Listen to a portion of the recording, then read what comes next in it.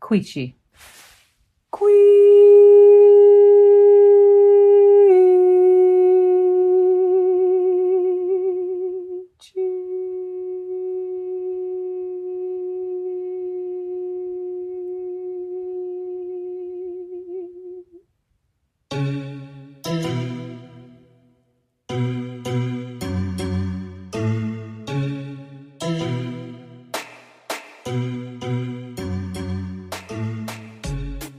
Hello, beloved listeners. This is Adrienne, writer of stories and songs, emergent strategist, pleasure activist, and meme witch living in the land of the Shikori, Skurure, Tuscarora, and Lumbee peoples.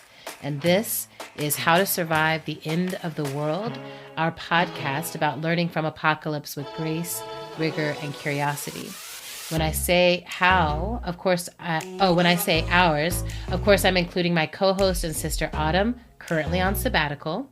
In her absence, and in the spirit of my book, Fables and Spells, I am going full witch mode this season and having conversation with my favorite and most admired witches. And I will also read you little bits and pieces from the book as we go. And just to say what I mean by witch, people who work with the elements of the natural world, including human nature, to generate more possibilities. Witching is engaging the essential natural world with magic or supernatural intentions. Some names for what I'm including in witch work are shamanism, sorcery, healing, herbalism, midwifery and doula labor, root work, conjuring, ritual, spell casting, astrology and divination, sound baths, altar building, song channeling, building a direct relationship with the realm of spirit, with the holy, with the ethereal. And we're going to play with it all season. I'm excited to learn from other people how they're defining it, what they actually do. So our guest today is Geryll Dr. G. Love Robinson, who is an earthly representative of intergalactic royalty. In this incarnation, she's known as a naprapath, shamanic practitioner, teacher of cross-cultural earth wisdoms, a retreat leader, artist, poet, lover, peace activist, queer keeper of the gates, and walker of the beauty path. This year, Dr. G is celebrating 20 years of her mostly New Orleans-centered private healing practice, 5 Directions Wellness and Soul Shifting Retreats, and wants to extend gratitude to all those wonderful beings, seen and unseen, who have been a part of this powerful journey. At this time, Dr. G. Love is holding or co-holding a healing and artist residency retreat in the Green Mountains of Vermont. I'm very excited that Dr. G. Love is with us. The way I first heard about Dr. G. Love was that all the Black women that I love, who I think of as dope witches, were all like, I'm going down to Central America to do this ancestor work, and I'll tell you about it later. I'm going down to somewhere, and we did this whole thing. We opened a portal, and anyway, we're learning how to open portals. You should come. I was like, what is this? And then I finally got to meet Dr. G. Love, who sat in a corner of a room while a whole flashback memory came out of my thigh. So that's our history. That's our story. So Dr. G. Love, first and foremost, how are you right now today? Ashe Aho, thank you. I'm doing well. Interesting you should mention the flashback coming out of your thigh. I remembered, holding space and yes, doing just holding space using the Isis pendulum while that was happening. The pendulum, right? Mm-hmm. Yeah, I was using the brass Isis pendulum, which sends out a very particular frequency that can hold that type of healing space. Anyways, I have been having every Sunday for the past 3 Sundays this really intense somatic knee response. Wow. Yes. So, do you know what it is? I believe it's an astral ghost. My astral ghost.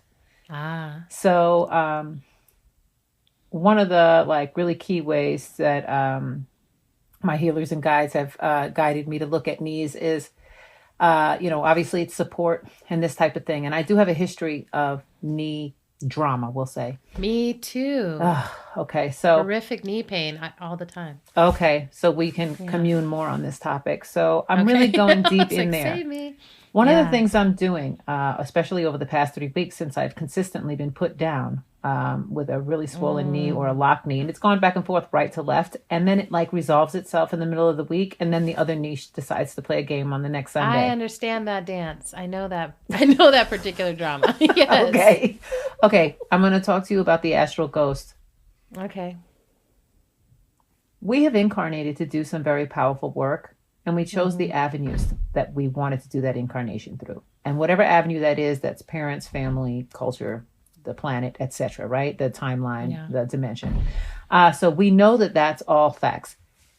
There is enmity there, okay? Enmity shows up in many different ways, including by hacking, let's say, fears, insecurities, worries, or personality traits of those close to you, including your parents and family members who may have raised you. So I said all of that to give us a preface for what the astral ghost is, which is the astral ghost is the profoundly lost way out in dark matter part of yourself that fled for survival when one's dysfunctional family and or culture came so hard for your personal genius that you put this most precious gem of self in a most distant location.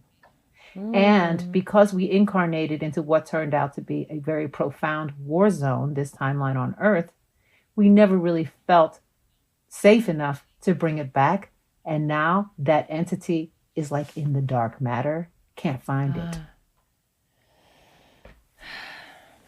This type of knee presentation, among other things, can lead one to investigate in that direction. In my case, it is notably worthy for me to investigate in that direction. And it may be the same for yourself. Yeah, it's interesting that my knees do tend to flare up in moments of great change in my life as well. When I'm like, okay, everything's good. Everything's good. I feel safe. I feel landed. I feel full. I feel, And so it's really, so this, I'm vibing with this. I'm vibing with this.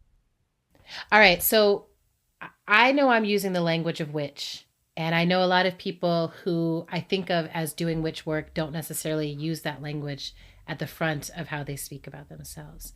So I wanted to ask you, is witch a language? Is it a word that you use for yourself, or how do you identify the work that you do? Well, I really, from the core of my soul, identify as an intergalactic representative here on the planet at this time.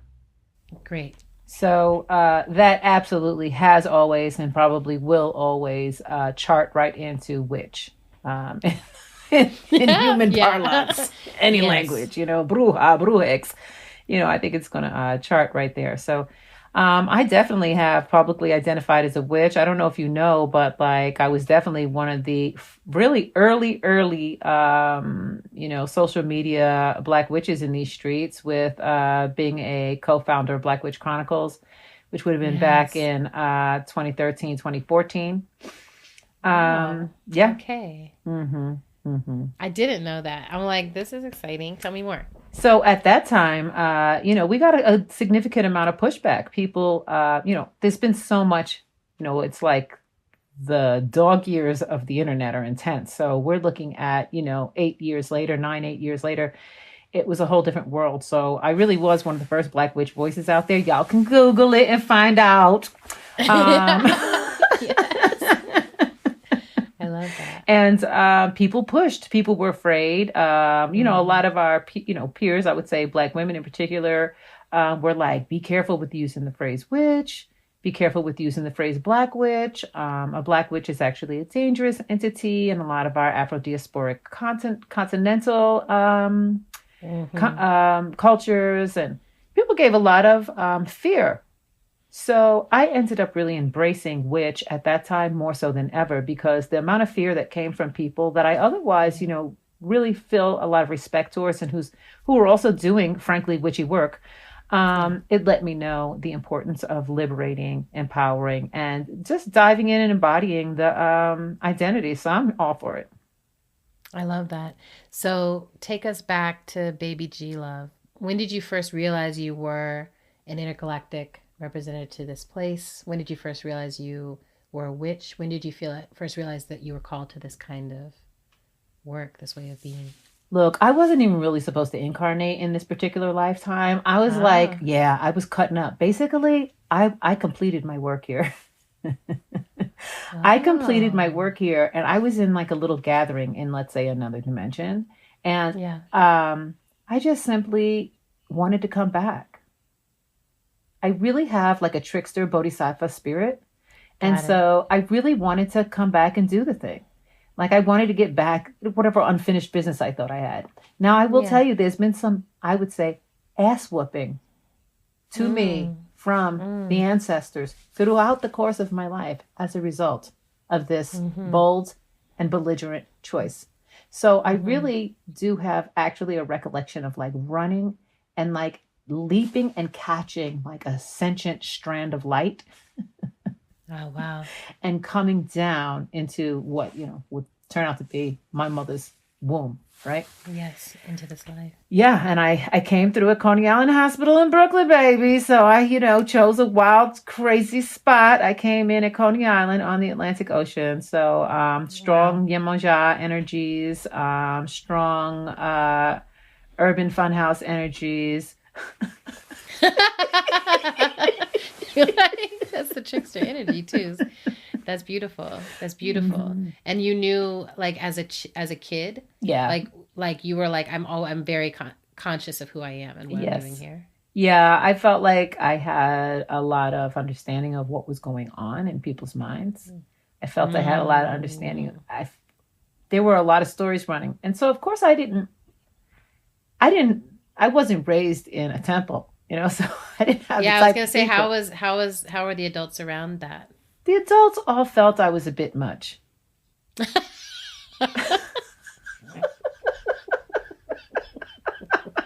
I bet they did.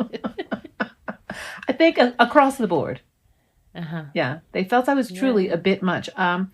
They would have punished me more. I mean, I got in a lot of trouble. They would have Yeah. punished me more, or like vilified me even more if I didn't have, this very obvious attachment to the realm of the Akasha. Mm-hmm. So what the society I was born into anyway did value was intelligence, or something that appeared to be, intelligent. Because for me, Yeah. values, interests, and principles is always where we're going to go to help us understand how to negotiate our way through a thing. So it's like, Mm-hmm. okay, I can tell a story of trauma and like, oh, I felt, abused. But really, what it is, I've had the time to look at what the values, interests, and principles of the society were and of the people I was born to were. And so my attachment to the Akasha was like, wow, this is like a really smart kid. Mm-hmm. And my ability to just whip out these answers and these sort of like savant moments, freaked people out, upset people, Mm-hmm. disturbed people. Mm-hmm. But schools would then like give them positive feedback. They also Right. would give them negative feedback by saying the child doesn't pay attention, she talks too much, she doesn't concentrate, like she appears to not do anything, but then somehow she knows all the It's all done. answers, gets her work Mm-hmm. done. And that was me. So here I was, a little kid, very like, well, you're not challenged. I don't know what to tell you. My task is to like turn in the work, and the work is turned in. So now you want me to do what? Like sit quiet? It's not my fault, these people. So I was a very like Yeah, mouthy yeah, kid, a yeah. very like I jumped on a sentient strand of light and ended up in a place that I had no business being in some ways. So I was talking mad shit, and people were like, "I just."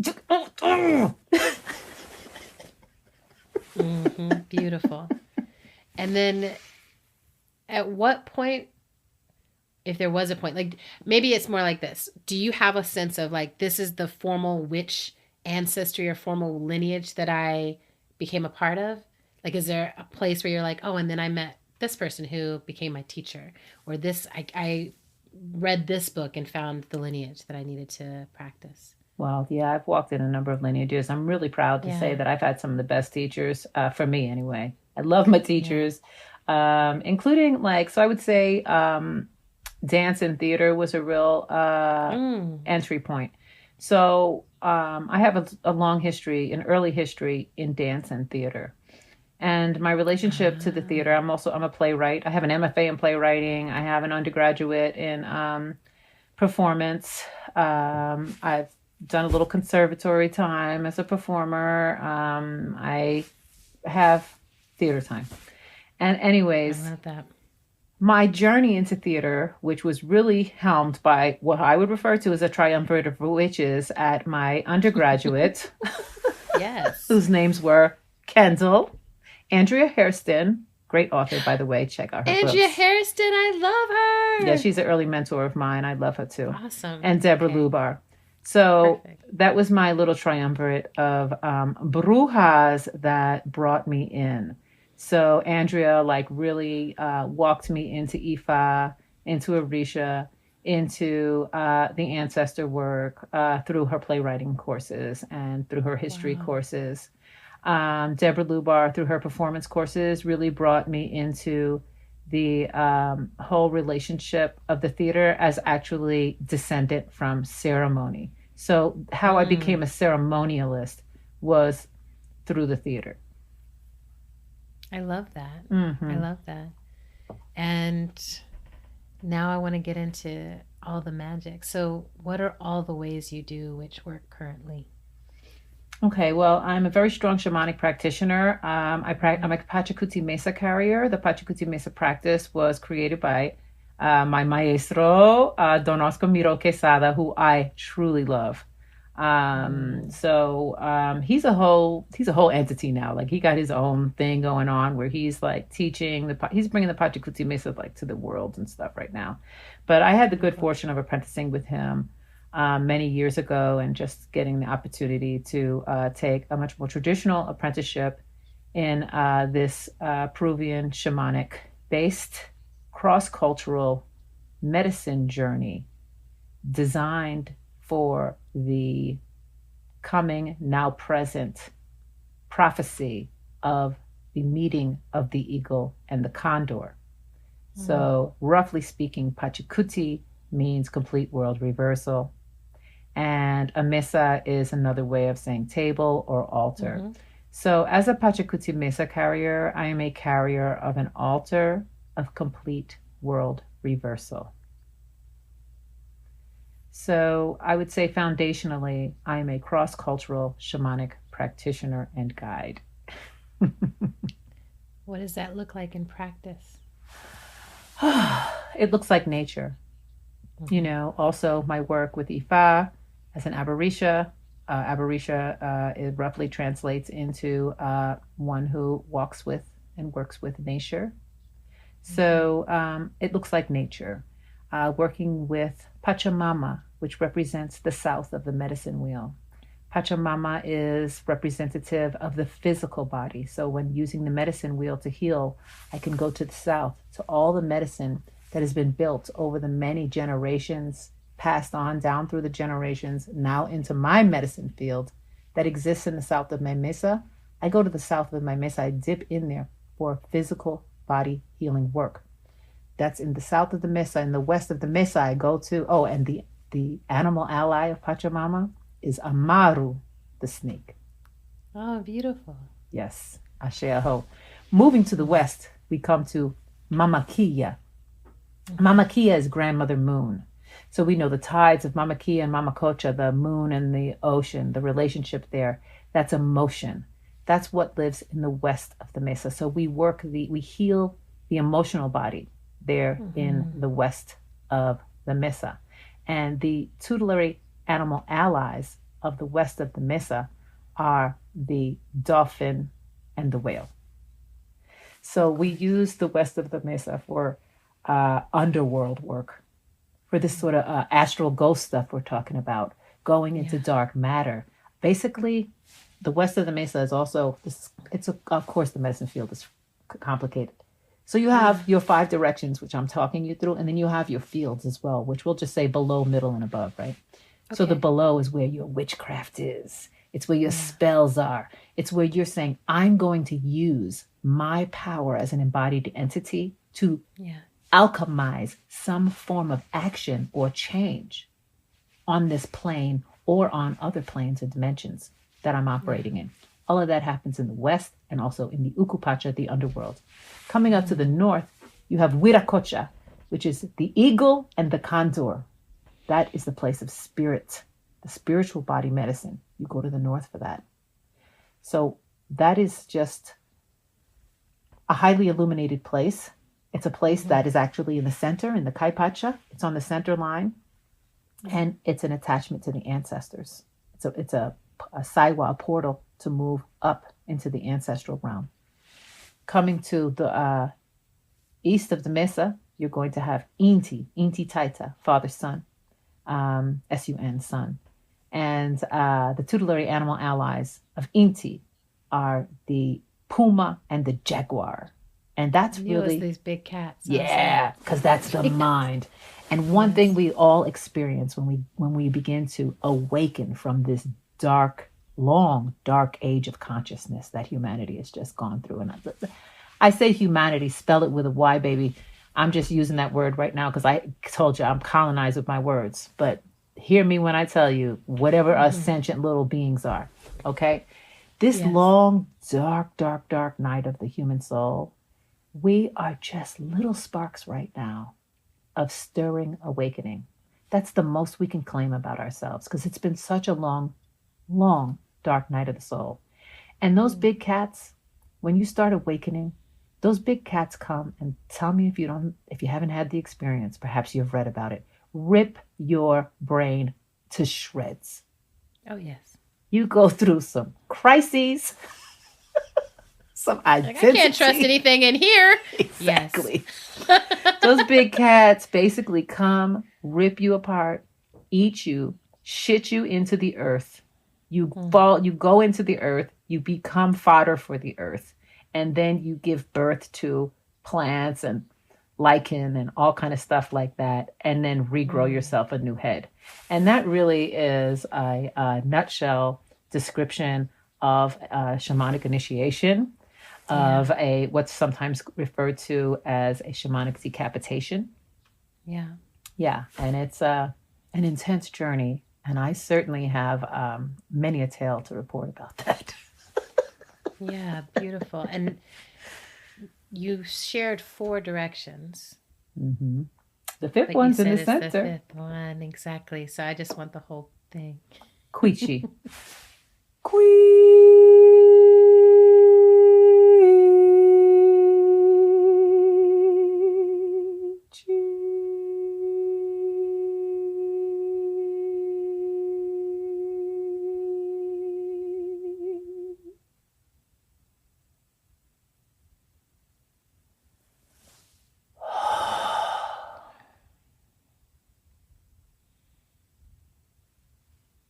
That's the fifth direction.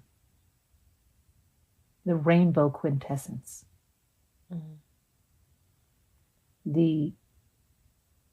The full prismatic reality of universal truth, including all the dark matter. That's the fifth direction. And the tutelary animal ally for that is the llama traditionally, and the hummingbird. Oh. Yes.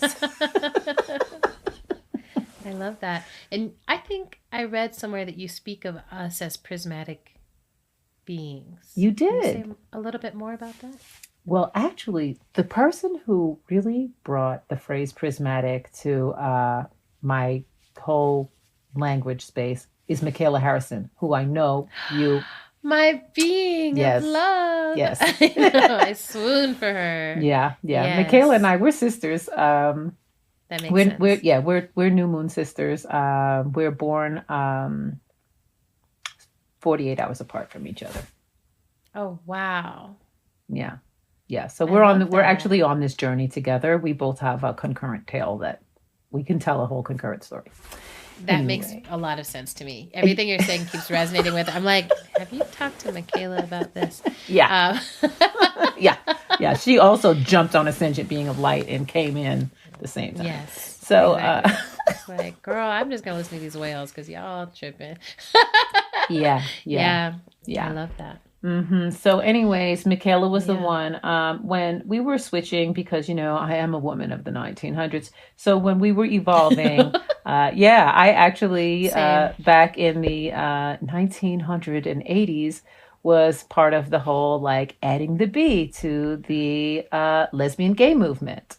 Right. You know, so I'm on the early end. There's another way of creating, of putting the rainbow out there. So then, of course, fast forward, the rainbow becomes, queer.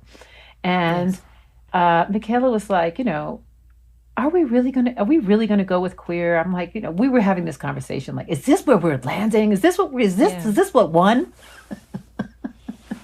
This is the word, the Yes. phrase, the identity that we have to take on now. This is what won. We went through it with colored, Negro, African American, Afro American. Like, I've been on that journey too. Yeah. So it's like, oh my gosh, and I'm glad Black won, amen. But Yeah. You're like, Black, that's cool, but I don't know. we were, and I was, so it's like, Michaela, what would it be? And she was like, prismatic.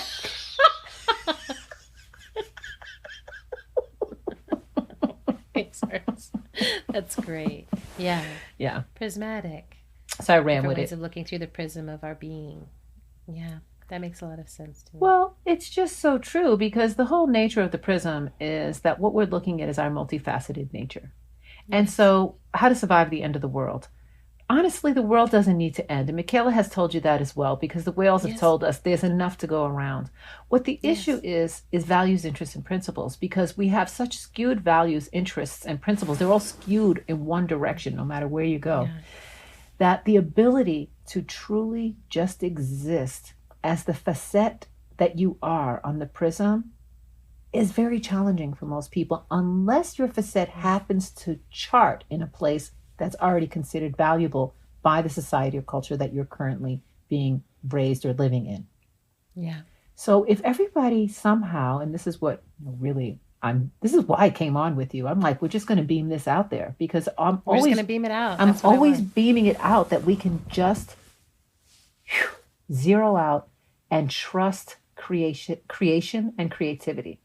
Trust that every single being, even the ones that we think are bitches and that we don't like, has a purpose. You're like, all of them? Everyone has a purpose. All of them. Yeah. And that if we could just vacuum out the entire, structure, I don't need to go into what that is. I'm sure we're all clear on that. And all of the demons of judgment that Yes. control people's decisions about who they are. So people show up, you're born with dawns, you're born with gifts, you're born with purpose. You're Yes. born with your purpose. And if you were allowed to just green light go forward into your purpose, and everybody else was too, everything would just fall into place, because that's the nature, as you know, of the forest floor. That's the nature of the ocean floor. That's the nature of the right. canopy. That's the nature of any little environment of nature that you can go look at. If you just let all the entities, all the bacteria, etc., run, then somehow you have this really balanced ecosystem.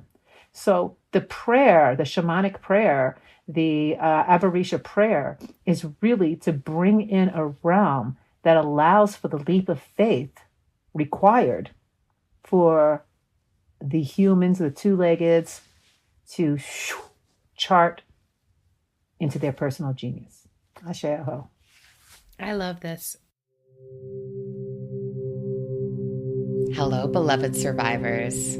It's me, Autumn. So, as you know, our show does not run ads. That's intentional. We are brought to you entirely by you, by your support, you cute, sexy thing.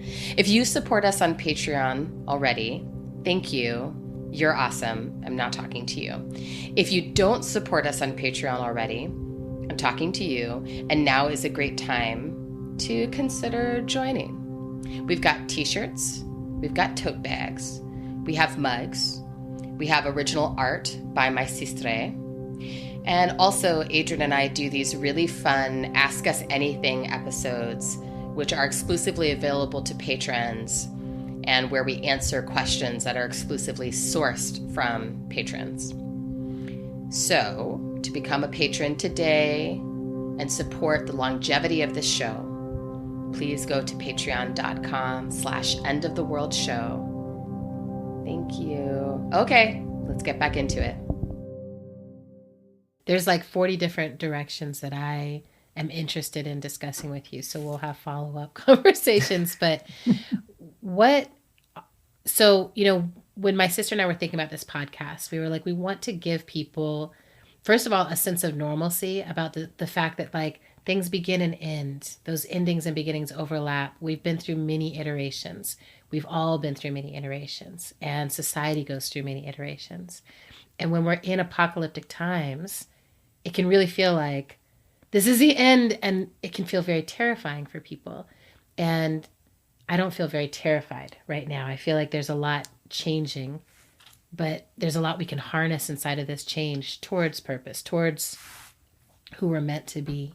So I want to ask you that, because you do this work of taking people on these journeys that are so transformative that it often changes the trajectory of people's lives, right? That they're like, okay, I'm not going to know all this and then go back into a 9-to-5 compromised life, right? Yeah, I've messed up a lot of people's lives.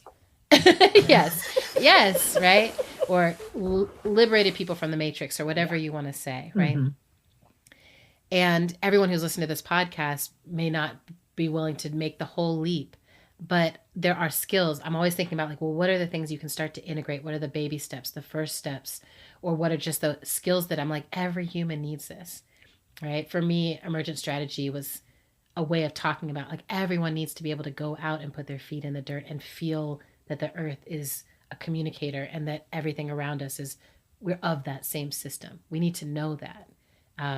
Because when anything hits the fan, when the shit hits the fan, you're not alone. You're with the trees. You're with that pond. You're with the grass. You're with the creatures. You're with the world, right? And I wanted to ask you, what are the which skills or the awarenesses or the frameworks that you wish everyone had in this apocalyptic time?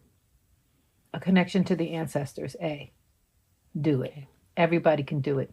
You don't have to have a religion. You don't have to pursue a religion. Somebody came before you. Oh, what if I don't know my ancestors? What if I don't like my ancestors? Fill in the blank. Okay, the bloodline ancestors, let's say we're looking at a tree, are one branch on the tree. So you got a branch and you got a bunch of branches coming off of that branch. That's actually your family tree. The whole rest of the tree, and that includes the roots, the trunk, whole canopy, that's also your ancestors, because we're all one. We are one. Get it in your heads, people. We are one. It's okay. It's okay that we can break it down and study one cell. It's okay that we can study one branch. It's okay that we can study one cultural way. It's okay that we can study one way of doing finger waves. Okay? We can do anything we want to do. We can become specialists in stuff. But what we need to remember is we are one. We cannot divide ourselves into many pieces. So the ancestors, are they animals? Are they plants? Are they people in history that you know? Or are they jinni? Are they energies? Whatever resonates with you, with your heart, start connecting with them, and you're going to ungaslight yourself immediately by calling in that support. That's right. You're going to feel better. I love that. Yeah, you're just going to feel better. You're going to feel like, oh, I come from somewhere. Something supports me. Something supports me. Something's at my back. Yeah. And then start digging into your values, interests, and principles. It's worth the energy. If you're a person who actually has it in you to do a little contemplation, I would encourage you to contemplate which values, write them down, values, interests, and principles, and then go over them. Are these my values, or did I get them from somewhere else? Why do I value this? Oh, I value this because I value eating.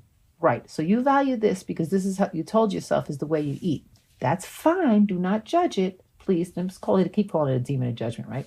Don't judge it, but observe it. Is it really your value, or is it just you value eating? Okay, I value eating too. So now I value this job that I have because this job is now equated with eating. And it may be for the rest of your life the way you feed yourself. Yeah. However, if you can do some disentangling and just realize where the true personal value lies, you will shift. Because you will immediately shift your interests. So VIPs, values, interests, and principles.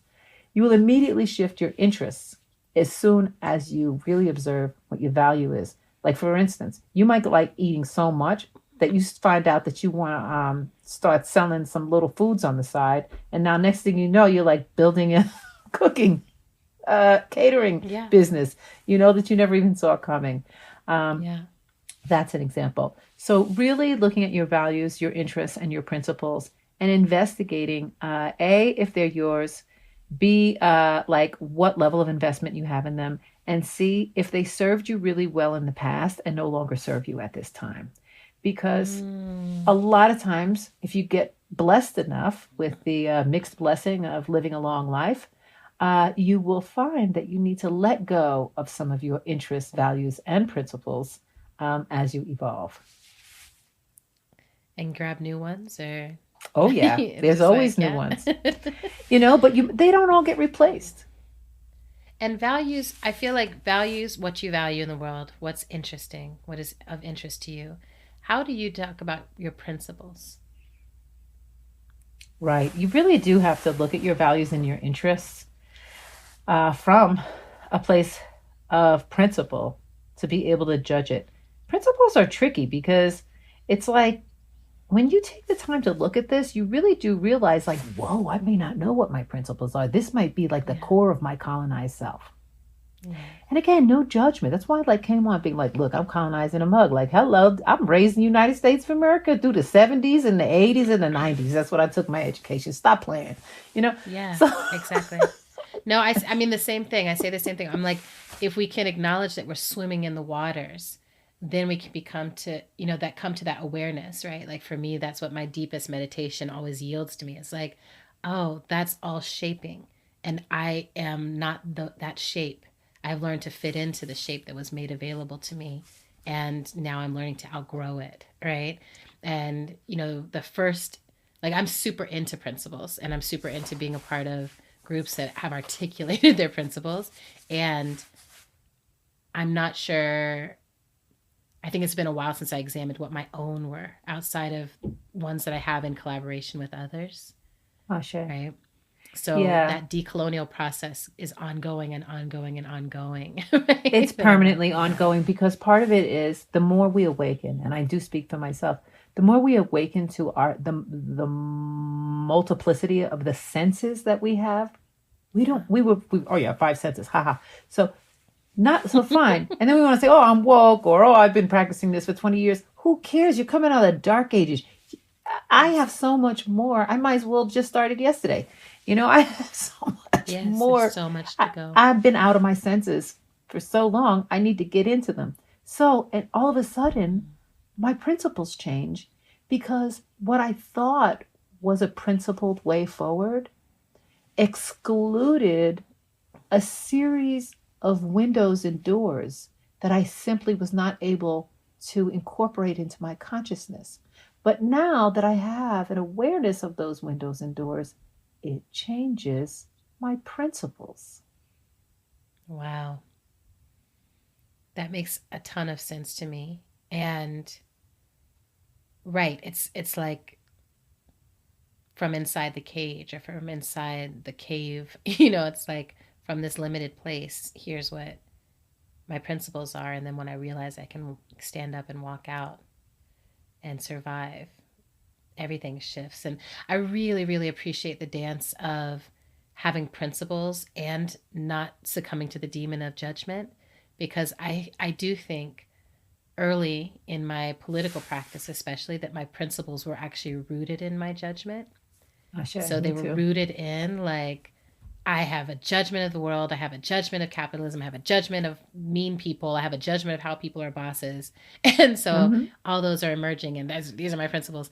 And then I feel like it was coming into community with the Allied Media Projects and the Emergent Strategy and Bold and all these other groups that I was like, oh, the principle can be around the world I long to be a part of and to create and to practice. And that's such a different orientation. And, I'm a Virgo, so you got the Pisces feeling it all, and I've got the Virgo judging it all. Right? And so like a lot of my work has been like, my nature is judgmental, and what I've been trying to do is hone that for discernment, right? That I'm like, I can be discerning without being caught in judgment. and I can have principles that are not rooted in judgment, but in love and discernment and connection. Ashe, that's the way.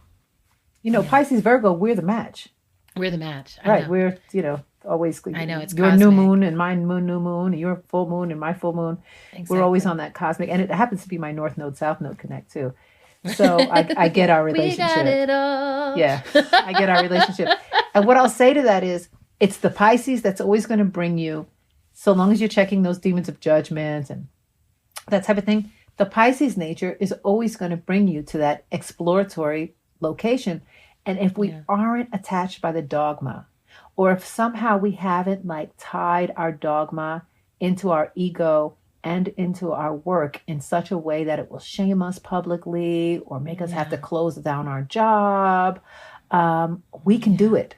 So really, it's that awareness of how you tether yourself to your principles as well, and how you tether your public image and your work or your family life, whatever it might be.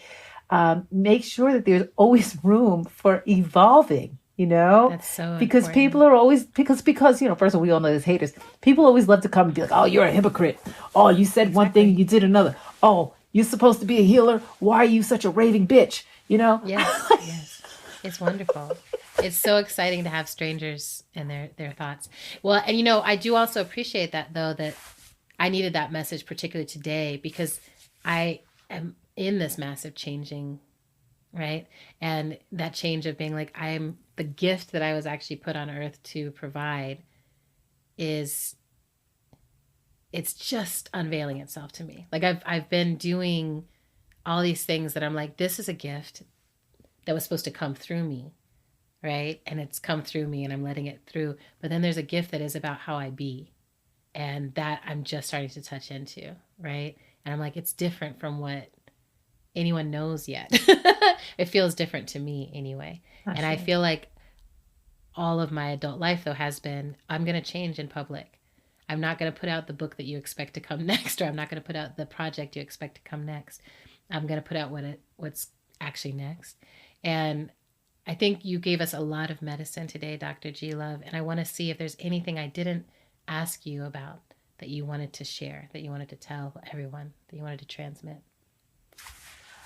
I think I feel, pretty complete. There is a lot to play with and a lot to chew on and work with. So I want to encourage all the listeners to know that this is a sacred container. Yeah. The ashe that we are holding right now in this container really is there for you.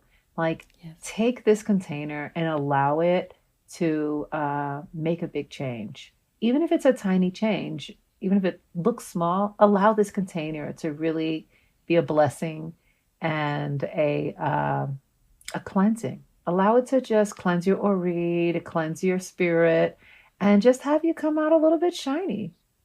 Yeah. What a blessing. Thank you so much. I feel my, there's this area in my body from my jaw down into my heart that is a particular container where I'm oh yes, when it opens up, I'm all is right. And it's just woo, yes, wide open.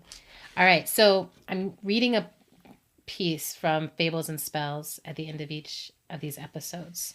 And today I'm going to read the Radical Gratitude spell because I feel gratitude for you. And it's also the first thing in this book. So thank you. Let's go for it. So this is a spell to cast upon meeting a stranger, comrade, or friend working for social or environmental justice and for liberation. You are a miracle in motion. I greet you with wonder.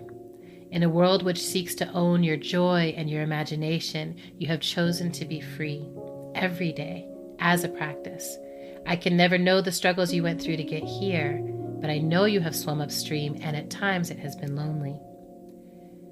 I want you to know I honor the choices you made in solitude, and I honor the work you have done to belong. I honor your commitment to that which is larger than yourself, and your journey to love the particular vessel of life that is you. You are enough. Your work is enough. You are needed. Your work is sacred. You are here, and I am grateful. Ashe. Ashe. Adrian, that was so sweet. It was a little love So spell ideal. to my It's a little heart. love spell for your heart.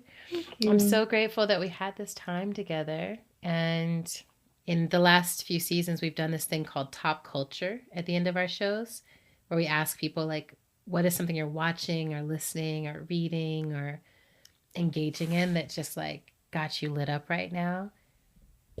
I don't know. Does something come to mind for you like that? We did mention Andrea Hairston, Redwood and Wildfire. Read her book.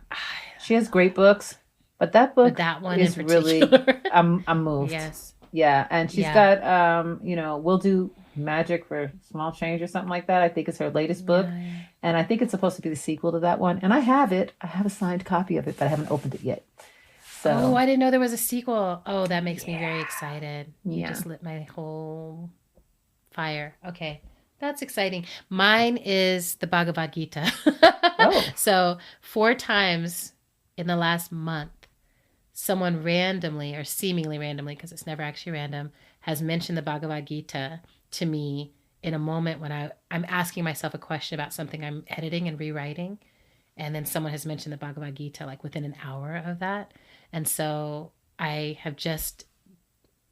couldn't find it in my house. I think I've given it away. So I just re-downloaded a copy to start carrying with me and be in some practice with each day. And it's kind of amazing. I forget, you go away from something and then you come back and it's like, how can something this ancient make this much sense? And then I'm like, all the things that make the most sense to me are pretty ancient. So I'm like, of course it does. That and Love Island UK is really great this season. All right. Okay. Highbrow and lowbrow. Thank you so much for tuning into this show. Thank you so much for the miraculous time that you gave us, Dr. G Love. And thank you to all of our listeners. Thank you to everyone who supports us through our Patreon, patreon.com/End of the World Show. We're on Instagram at End of the World Show PC. And we are produced by the incredible Zach Rosen. And we're just sending a big special shout out. Today, as we record this, is the last day of Jess Pinkham being my assistant. And Jess has just been a lifesaver and a world changer and a shapeshifter and a magic maker. And Jess, I hope that everything you go on to create is the best ever thing that you've ever done and that you enjoy every minute of it. So just wanted to send that shout out to Jess, and we'll see you next time. Ashe. Ashe.